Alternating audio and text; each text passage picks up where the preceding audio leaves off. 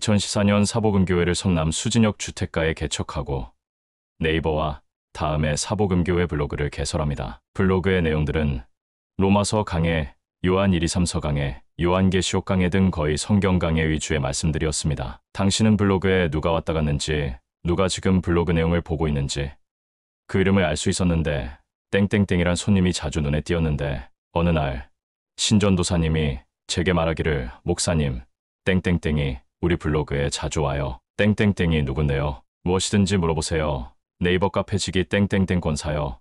무물 카페 땡땡땡 권사 유명한 사람이에요. 여자예요? 아니, 남자예요. 사실 당시 사복음교회 블로그에는 대부분 목사님들이 손님으로 블로그에 들어오셨는데 그 증거가 2016년 하남시 사복음교회 시절에 제게 안수기도를 받기 위해 토요 예배 곧 영분별 기도회에 참석하기 위해 오신 100명에 가까운 분들이 대부분 목사님들이었기 때문입니다. 목사님들이 저의 강해에 은혜를 받고 저를 찾아오신 것입니다. 저는 늘 습관처럼 하나님께 묻는 버릇이 있습니다. 하나님, 무엇이든지 물어보세요. 땡땡땡 권사람분, 지옥, 한국에서 건전하다고 평가받은 또한 누구에게나 인정받는 분에 대한 하나님의 답변은 매우 간단한데 지옥에 들어간다는 것이었으며 한때 구원의 기쁨에 있다가 교만으로 타락하여 구원 상실된 자라는 감동을 주셨습니다. 저는 그 내용을 블로그에 올렸으며 분명히 그 땡땡땡이 자기에 관한 영분별 칼럼을 읽어보았을 것입니다. 기독교 8대교단 어디에서도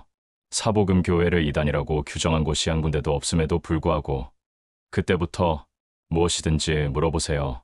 네이버 카페는 저를 이단과 사이비로 몰아가기 시작했으며 교회를 나간 자들이 그곳에 많은 거짓된 내용들을 포스팅하고 그 포스팅한 내용을 근거로 무물 카페와 한 대를 타고 있던 종교와 진리, 오명옥에게 자료를 주고 함께 사복음교회를 이단으로 여론몰이하며 동시에 땡땡땡과 어느 정도 연루됐다고 판단되는 법무법인 땡땡을 통하여 사건을 만들어 사복음교회를 고소하고 공격하는데 공조합니다. 심지어 검사 출신 추땡땡이 세운 그 법무법인과 상당히 연루됐다고 여기는 검사 및 사무장을 통하여 너희들 지금도 예배드리고 있어.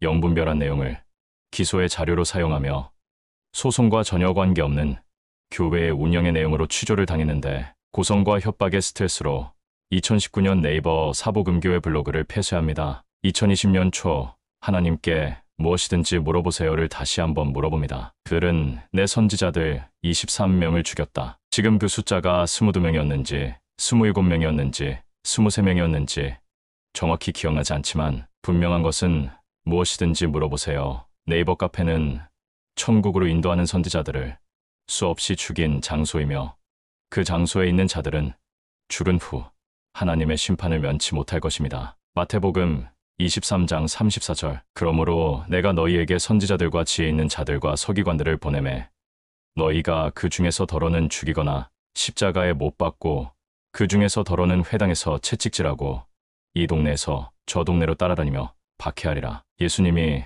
사복음서에서 말씀하신 내용입니다.